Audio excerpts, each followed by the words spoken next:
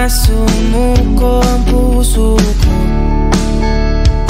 sa paulit-ulit na pagkakataon na nasaktan na bigo. Mukhang delikado na naman ako. Bakit ba kinikilig na naman ako? Pero ngayon ay parang kakaiba. Pag nakatingin sa iyong mata, ang mundo ay kalma.